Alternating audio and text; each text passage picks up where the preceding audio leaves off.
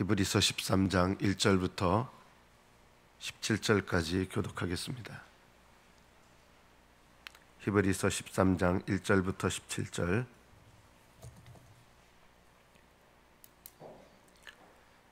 (1절부터) 교독합니다.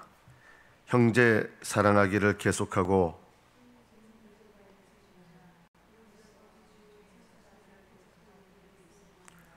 너희도 함께 갇힌 것 같이 갇힌 자를 생각하고 너희도 몸을 가졌은즉 학대받는 자를 생각하라.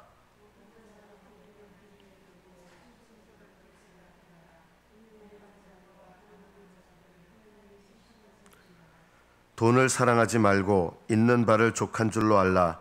그가 친히 말씀하시기를 내가 결코 너희를 버리지 아니하고 너희를 떠나지 아니하리라 하셨느니라.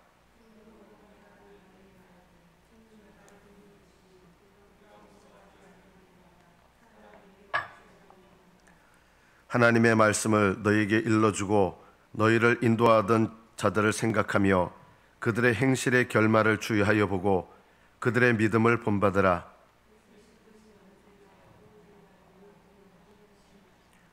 여러 가지 다른 교훈에 끌리지 말라. 마음은 은혜로서 굳게 함이 아름답고 음식으로서 할 것이 아니니 음식으로 말미암아 행한 자는 유익을 얻지 못하였느니라.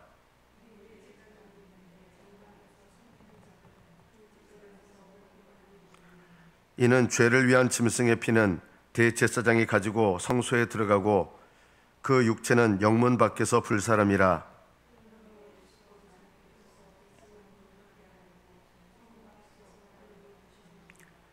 그런즉 우리도 그의 치욕을 짊어지고 영문 밖으로 그에게 나아가자.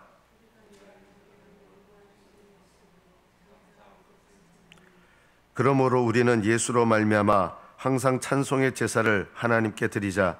이는 그 이름을 증언하는 입술의 열매니라.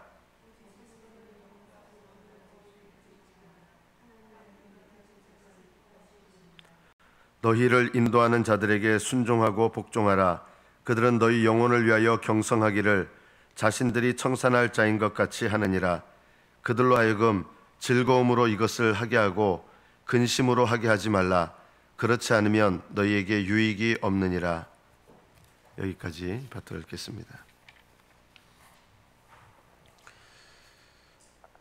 제가 오늘 묵상간증을 먼저 좀 읽어보도록 하겠습니다. 저는 집에서 하루 16시간씩 입시 공부방을 운영했습니다. 여자분입니다. 남편과 세 자녀는 편히 쉴 공간이 없어 힘들어했습니다.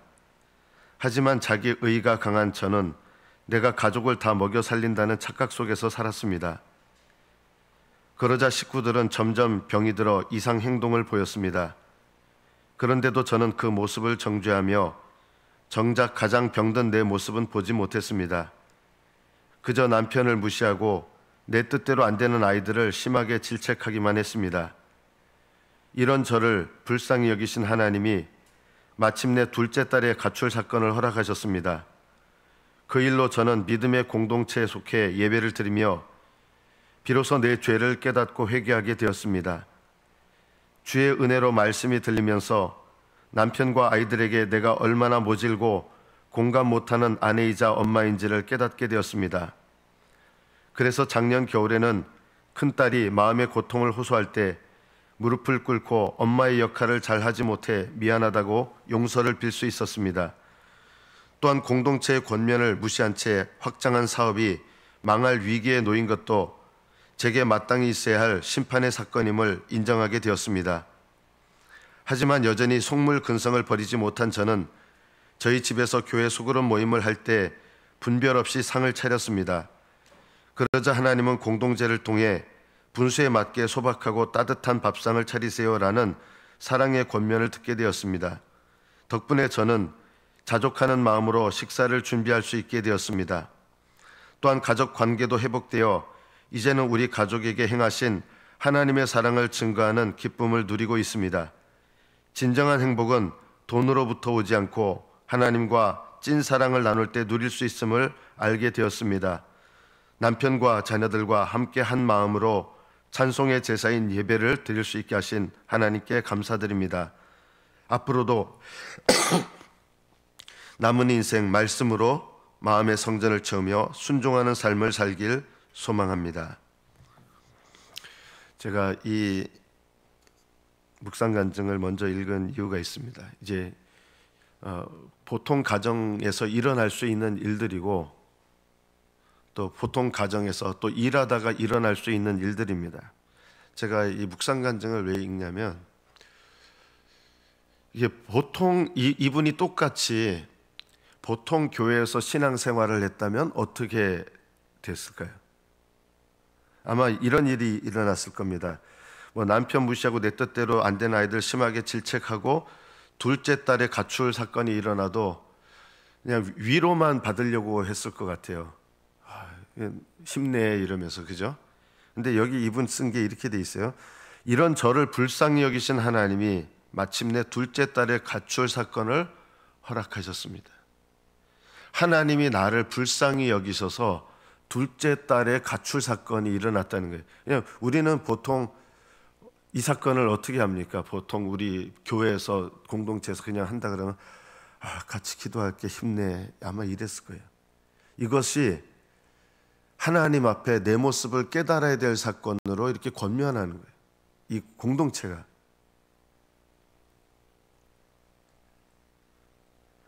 믿음의 공동체에 속한 예배를 드리면서 비로소 내 죄를 깨닫고 회개하게 되었습니다. 이렇게 고백을 해요. 그리고 남편과 아이들에게 내가 얼마나 공감 못하고 모진 엄마인지 이렇게 깨닫게 되면서 이제 사업이 어려워졌는데 우리 또 아마 이렇게 될 거예요. 사업이 지금 이제 무리하게 확장을 해서 사업이 어려운데 보통 교회에서 이렇게 권면을 받았으면 어떻게 했을까요? 염려마, 하나님께서 도와주실 거야. 우리 함께 기도할게. 하나님께서 지켜주실 거야. 그리고 이제 결과는 어떻게 되냐면 사업이 망하죠. 하나님께서 위로해 주실 거야. 염려마. 우리는 이런 식으로 이제 항상 해오거든요. 그런데 이 공동체에서 권면을 받으면서 이 사업이 망하는 것이 다른 데서 아마 권면을 받았으면 힘내, 하나님께서 지켜주실 거야, 이렇게 할 텐데 마땅히 있어야 될 심판의 사건으로 이해가 되진 거예요. 그래서 이 사건을 하나님께서 나를, 여기서 말하는 심판은 징계죠. 사랑하셔서 징계하시는 거. 마땅히 있어야 될 심판의 사건, 징계의 사건이다. 이렇게 이게 보여지는 것만 해도 이것이요, 다른 하나님을 믿는 거예요. 이게요. 물론 하나님은 똑같으신데 왜 다른 하나님을 믿는 거냐면 하나님께서 허락하신 이 사건 속에서 하나님의 진짜 뜻을 깨닫지 못하고 인간적인 위로만 이렇게 한다 그러면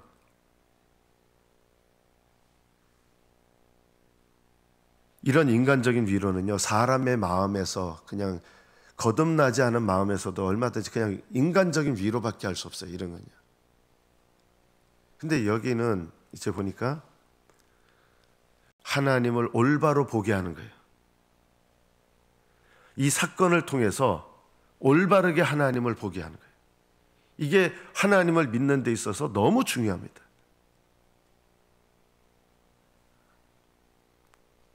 이제 밥상을 차렸어요. 세 번째 보면 이제 구역 모임 같은 거 하는 거죠. 이제 식사 대접을 했는데 이분의 형편에 좀 넘어서서 좀 잘 차리고 싶잖아요, 사람이요. 그래서 이 공동체가 또 어떻게 권면하냐면 분수에 맞게 소박하게 따뜻한 밥상을 차리세요. 다른 교회에서 만약 이렇게 하면 저것들이 처먹고도 저런 소리를 해. 이런 생각을 가질 거예요. 내가 이렇게 열심히 준비하고 대접을 했는데 어떻게 저 따위 말들을 하지? 아마 이렇게 됐을 거예요. 그래서 우리는 보통 어떻게 합니까? 어쩜 이렇게 엄청나게 차리셨네요. 이렇게 얘기할 거예요, 우리는요. 근데 여기는 이런 것도 하나하나를 하나님을 올바르게 바라보게 하는 믿음의 사건으로 해석하고 이런 공동체가 있는 거예요. 이 공동체가. 그래서 그 다음에는 이분도 이 공동체의 권면을 듣게 되고 자족하는 마음으로 식사를 이렇게 그 다음에 준비하게 된 거예요. 이게 참 얼마나 건강한가 이게. 그러니까 가족 관계가 회복되고 어려운 일을 통해서 오히려 그것이 하나님을 증거하고 하나님의 사랑을 증거하는 그런 일들이 됐어요. 왜 이렇게 되느냐? 이게 저절로 되는 게 아니다. 하나님을 올바르게 바라보도록 하는 믿음과 권면들이 서로 필요하다. 우리 공동체 안에. 저는 이 간증을 읽으면서 이런 생각이 들었어요. 우리 교회도 이런 공동체가 될 수 있을까? 우리 교회가 뭐 엄청나게 크게 부흥해서 그거 말고 저는 그거보다 더 중요한 게 하나님을 올바르게 바라보게 하는 이런 권면을 할 수 있는 그런 공동체가 될 수 있을까? 사랑으로. 여기 그냥 막 비판하고 판단하는 마음으로 하는 게 아니잖아요. 우리 교회가 이렇게 하나님을 올바르게 향하고 믿음으로 바라보게 할 수 있는 이런 권면과 이런 기도와 이런 격려와 이런 마음으로 우리가 서로를 격려하고 함께 세워갈 수 있을까?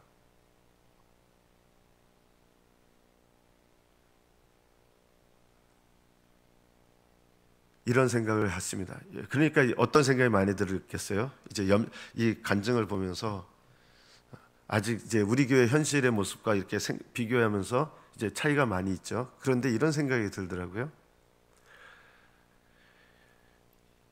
하나님께서 원하시고 기뻐하시는 생각은 뭐냐면 인간적인 생각은 이거 너무 격차가 큰 것 같아요. 우리 교회는 안 될 것 같아요. 이건 인간적인 생각이고 믿음으로 하나님을 바라보는 것은 이런 모습이 소원되어진다 그러면 이런 모습이 되어지도록 마음의 소원을 품고 하나님 우리 교회도 이런 교회가 되게 해주세요 하고 믿음으로 하나님을 바라보는 것이 이 간증을 통해서 보는 믿음의 사건이 아니겠습니까?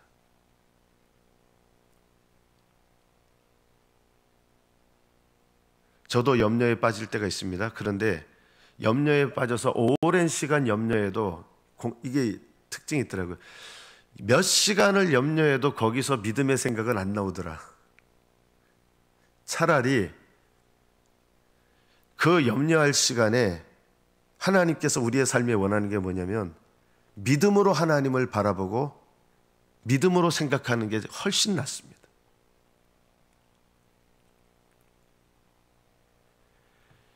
우리의 인생이 끝날 때쯤 되면 우리는 살아온 인생을 보면서 아마 이런 후회가 많을지도 모릅니다. 이런 후회를 안 하게 되길 바랍니다. 그때 내가 저렇게 바보같이 사는 게 아니었는데 내가 왜 내 인생을 하나님 보여주실 거예요. 하늘나라 가면요. 살아온 인생을 왜 기왕 한 번 사는 인생인데 믿음으로 살지 왜 내가 저때 믿음으로 생각하지 못하고 그렇게 염려하고 고민에만 빠져 있었을까? 어려운 순간에서 어려운 순간이 있을 수 있어요. 어느 누구나 어려운 순간이 있습니다. 그런데 그 어려운 순간에 어려운 것 때문에 마음에 낙심하면서 살 수 있고 이건 믿음의 생각이 아니죠. 어려운 일, 하나님께서 허락하신 어려운 일을 통해서 오히려 내가 하나님 앞에 믿음의 생각과 태도를 가진다. 내게 일어난 모든 사건을 통해서 믿음으로 하나님을 바라보는 것. 내게 일어난 모든 사건을 통해서 믿음으로 하나님을 바라보고 하나님께 바른 믿음의 생각을 가지는 것. 이것이 훨씬 낫지 않겠습니까? 믿음으로 몸부림치면서 인생을 사는 게 훨씬 낫지 않겠습니까? 오늘 말씀의 본문에 보면 제가 1절부터 마음이 무겁게 느껴졌어요. 형제 사랑하기를 계속해라. 이분들이요 재산 뺏기고 뭐 이런 분들 감옥에 갇히고 우리랑 이게 지금 신앙생활하는 차원이 달라요. 형제를 사랑하라가 아니라 형제 사랑하기를 계속하고 지금까지도 형제 사랑을 해왔다는 거예요. 이 히브리서를 받는 그리스도인들이요. 그것을 계속하십시오.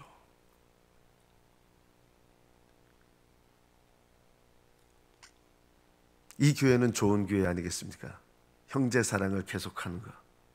손님 대접하기를 잊지 마라. 여기 손님이 뭐 교회 온 손님을 말하는 게 아니라 이 당시에는 핍박을 하도 받아가지고요, 이 나라에서 저 나라로 옮겨 다니고 이런 일들이 비일비재했던 거예요. 그래서 핍박받아 돌아가시는 분도 있고 옥에 갇히는 분도 있지만, 자기 고장을 떠나서 핍박하니까 도저히 거기 있을 수가 없으니까 이제 오는 거예요. 교회에서 이들을 사랑하는 마음으로 보살펴주고 책임져주고, 이게 바로 손님 대접이에요. 지금은 이런 일이 없죠. 거의 없죠. 핍박받아서 정말 성경에 보면 예루살렘에 있던 성도들이 완전히 그 옛날 데모하던 사람들 잡아가는 것보다 더 심하게 그리스도인들 잡아가고 막 이런 분위기거든요. 그러니까 이제 예루살렘에서 각지로 떠나고, 그러니까 거기 있는 교회들이 예루살렘에 있는 교인들을 위해서 책임져주고, 이런 일들이 당연했던 것입니다. 이때는 모든 사람은 결혼을 귀히 여겨라. 여러분은 그냥 결혼 생활을 하십니까? 믿음으로 결혼 생활 하십니까? 결혼 생활을 그냥 하는 거는요, 그냥 내 인간적인 생각 가운데서 남편과 아내 사이에 그냥 말들을 주고받고 하는 것, 이건 인간적인 결혼이에요. 그냥 일어나는 일들 속에서 그냥 애들, 우리 보통 그러죠. 학교 가는 거 염려하고 이런 건요, 불신자들하고 똑같은 거예요. 하지 말라는 게 아니라 똑같은데, 하나님은 뭘 원하시느냐? 우리 결혼 생활을 불신자처럼 하지 마라. 어떻게 해야 되느냐? 믿음으로 결혼 생활을 하라는 거예요. 믿음으로. 너의 배우자, 하나님께서 너의 믿음 생활을 위해서 허락하신 배우자다. 아유, 내가 저런 인간을 만나가지고 내 결혼 생활이 이렇게 힘들다, 이게 아니라, 이거는 인간적으로 결혼 생활을 하는 거예요. 이게요. 육신으로 결혼 생활을 하는 거예요. 믿음으로 결혼 생활을 하는 것은 뭐냐면, 하나님께서 저 사람을 나의 믿음을 위해서 붙여주셨다. 뭐 좋은 사람만 아닐 수 있어요. 어쨌든 저 배우자가 하나님께서 나의 믿음 생활을 위해서 붙여주셨다. 그래서 믿음의 차원에서 일어나는 일들을 보고 해석하고 적용하게 되는 거예요. 이러면 이게 믿음으로 하는 결혼 생활이 되죠. 하늘나라에 가서 여러분 똑같은 결혼 생활에도 하나님, 지난 결혼 생활 보면서 정말 왜 그때 이렇게 맨날 지지고 못 갔을까? 막 분통 터뜨리고 그럴 수 있잖아요, 우리가. 그런데 하늘나라에 가보면 왜 그렇게 이때 믿음으로 보지 못하고 믿음으로 해석할 줄 모르고 왜 내가 이렇게 그때 믿음으로 이 결혼을 볼 줄 몰랐을까? 아마 후회하게 될 거예요. 왜냐하면 이 결혼이요, 하나님께서 짝지어 주신 거거든요. 그래서 귀히 여기라는 거예요. 귀히 여기라는 말은 그냥 인간적으로 귀히 여기라는 말이 아니라, 하나님께서 지금 너의 배우자를 부부관계로 맺어주셨다는 거예요. 그래서 이걸 귀히 여기고 믿음으로 결혼 생활을 해라. 믿음으로 부부관계를 봐라. 똑같이 부부싸움 하면서 싸우다가 하늘나라 갈 수도 있지만요, 그거보다 더 좋은 게 뭐겠습니까? 믿음으로 하나님, 제가 이것을 통해서 제가 뭘 변화되기 원하십니까? 하나님 앞에 내가 깨닫고, 하나님 제가 또 어떻게 말하고 어떻게 행동하기를 원하십니까? 이것을 통해서 내가 하나님 앞에 변화되고, 이 결혼을 통해서 내가 하나님 앞에 온전한 믿음으로 세워지는 그런 결혼 생활이 되도록 믿음으로 결혼 생활을 바라보면 하나님을 이 결혼 생활을 통해서 믿음으로 바라보게 됩니다.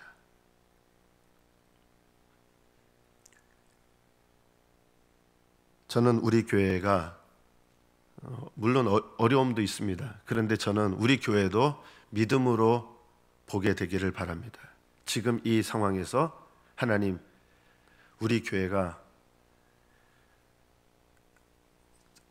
우리들 교회처럼 정말 하나님의 뜻대로 하나님의 사랑 안에서 권면할 수 있는 그런 사랑의 공동체로 자라가게 해주십시오. 그렇게 될 수 있을까요? 믿음으로 구하시고 포기하지 않으면 하나님은 이끌어 가십니다.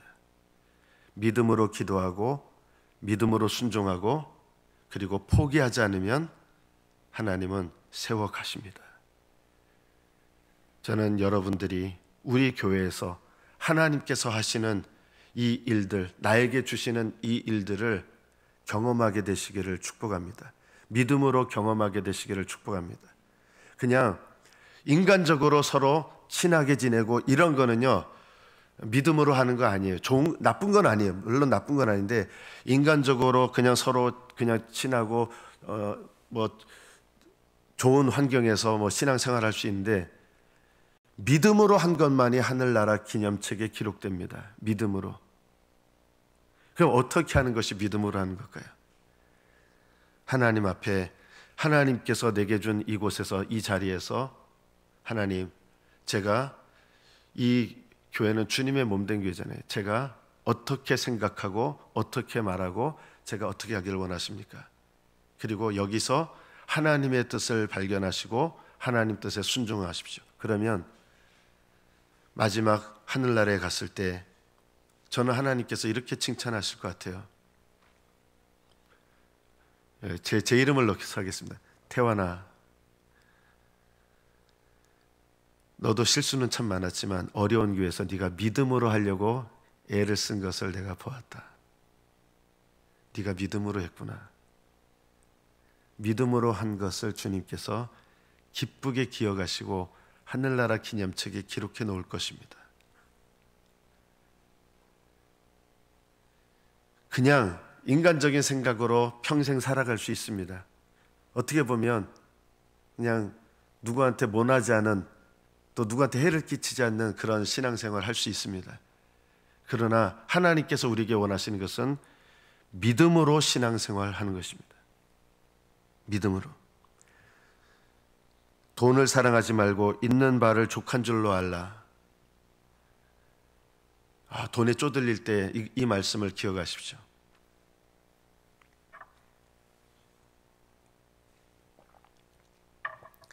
사람이 돈에 쪼들리면 여유가 없어지잖아요. 그죠?